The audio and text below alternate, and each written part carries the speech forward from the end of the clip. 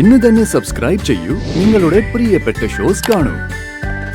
അയാൾക്ക് ഡിവോഴ്സ് അനുവദിച്ചു കൊടുത്താ ആ നിമിഷം ഞാൻ ഈ വീട്ടിൽ നിന്ന് പുറത്താവും. എന്റെ ലക്ഷ്യം സാധിക്കാതെ എനിക്ക് മടങ്ങേണ്ടി വരും.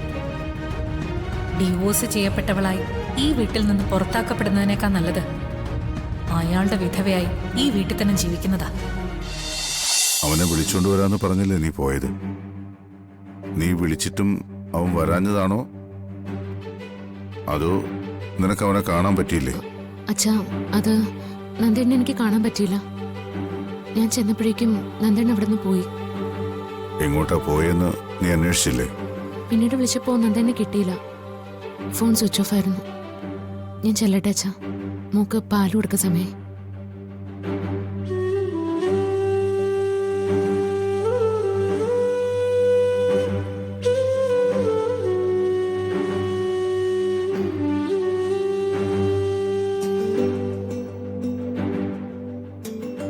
ഈ ആണുങ്ങളുടെ മനസ്സ് മനസ്സിലാക്കാൻ എത്ര ജന്മം എടുത്താലും സാധിക്കില്ല. ഒരേ സമയം ഒരുപാട് പേരെ പ്രേമിക്കാനും ഒന്നിലധികം പേരെ താലി കെട്ടാനും ഒക്കെ ആണുങ്ങൾക്ക് പറ്റും, അല്ലേ?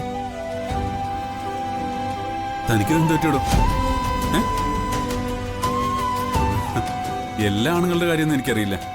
പക്ഷേ എന്റെ മനസ്സിൽ ഒരു പെണ്ണേ ഉള്ളൂ. ആ പെണ്ണ് താന.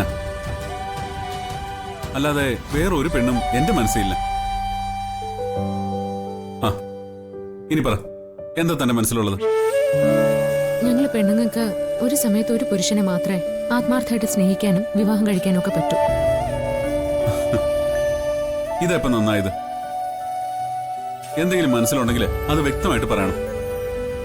അല്ലാതെ ഇങ്ങനെ അവിടെ ഇവിടെ തൊടാതെ പറഞ്ഞ ഞാൻ എങ്ങനെ മനസ്സിലാക്കാനാ? താനിപ്പോ സ്ത്രീകളെ കുറിച്ച് പറഞ്ഞല്ലോ. ആ അഭിപ്രായത്തോട് എനിക്ക് വിയോജിപ്പുണ്ട്. എടോ, താൻ പറയുന്ന പോലെയല്ല. സ്ത്രീകളിലും പുരുഷന്മാരിലും പരസ്പരം ഇങ്ങനെ ചതിക്കുന്നവരുണ്ട്. ഇത് ചതിയല്ല, പകരം വീട്ടിലാണെന്നോ എനിക്ക് തോന്നുന്നു. ആരുടെ കാര്യം താനീ പറയുന്നേ? ആരുടെ കാര്യമാണെന്നൊക്കെ ഞാൻ സമയമാകുമ്പോ പറയാം. ഈ മുറിന്ന് അച്ഛന് മരുന്നെടുത്ത് കൊടുക്കാൻ പോകുന്നത് വരെ തനിക്ക് കുഴപ്പമൊന്നും ഉണ്ടായിരുന്നില്ലല്ലോ. അതിനിടയ്ക്ക് ഇത് എന്തു പറ്റി? ഇപ്പൊ ഒന്നും പറ്റിയില്ല. ഇങ്ങനെ പോയാൽ എന്തെങ്കിലുമൊക്കെ പറ്റും. മിക്കവാറും എനിക്ക് ഭ്രാന്ത് പിടിക്കും. ഇതിത്തിരി കൂടിയായിട്ടാണെന്ന് എനിക്ക് തോന്നുന്നത്. എന്നെ വെറുതെ ദേഷ്യം പിടിപ്പിക്കല്ലേ സച്ചേട്ടാ? എല്ലാം കൂടി ആലോചിച്ചിട്ട് എന്റെ തല പെരുക്കുന്നു.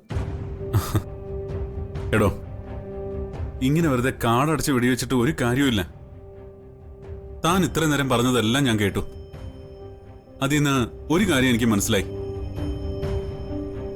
താൻ പറഞ്ഞത് മുഴുവൻ നന്ദേട്ടന്റെ കാര്യ. എന്താ, ശരിയല്ലേ? ശരിയാണോ? നന്ദേട്ടന്റെ കാര്യം തന്നെയാണ് ഞാൻ പറഞ്ഞത്. മരുന്നെടുത്ത് കൊടുക്കാൻ പോയപ്പോ അച്ഛൻ ചോദിച്ചു, ഞാൻ പോയിട്ട് നന്ദേട്ടനെ കണ്ടില്ലേന്ന്.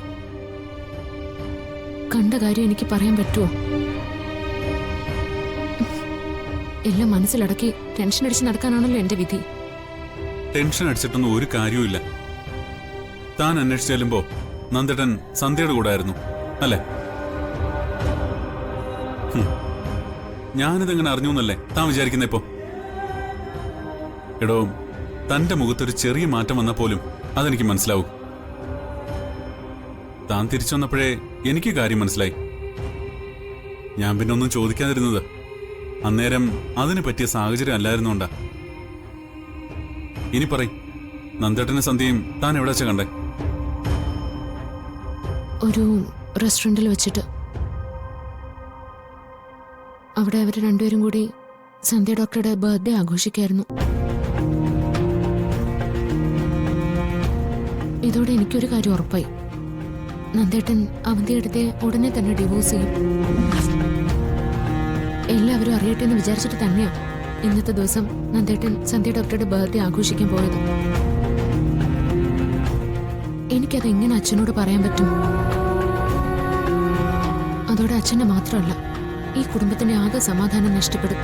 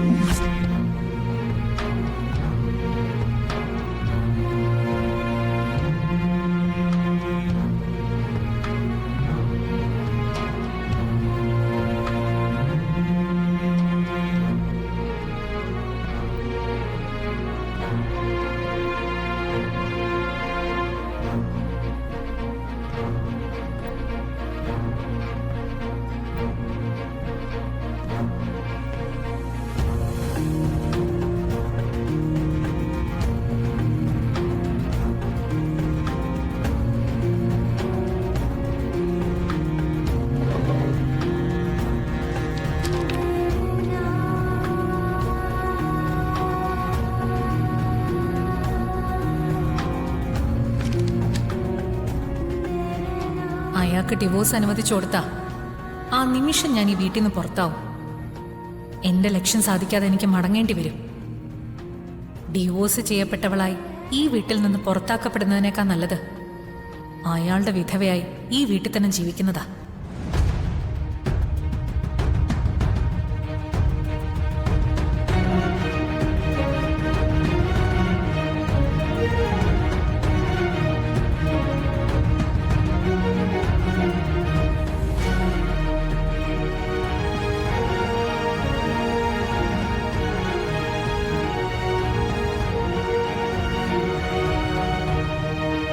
നന്ദ,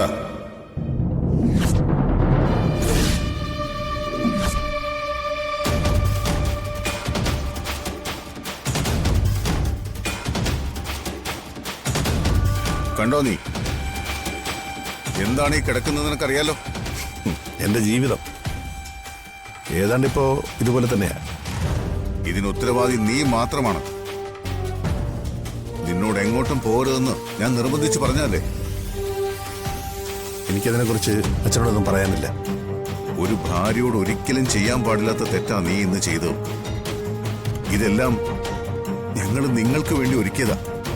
നിന്റെയും അവളുടെയും സന്തോഷത്തിനു വേണ്ടി എല്ലാം ഒരുക്കി അവൾ നിനക്ക് വേണ്ടി കാത്തിരുന്നു. പക്ഷേ നീ വന്നില്ല, മറ്റെവിടേക്കോ പോയി. ക്ഷമിക്കാൻ പറ്റാത്ത തെറ്റാണ് നീ ചെയ്തത്. എനിക്കങ്ങനെ തോന്നുന്നില്ല. ജീവിതം തേടി നമ്മൾ എങ്ങും പോകേണ്ടതില്ല. കിട്ടുന്ന ജീവിതം ഭംഗിയായി ജീവിച്ച് തീർന്നാ മതി.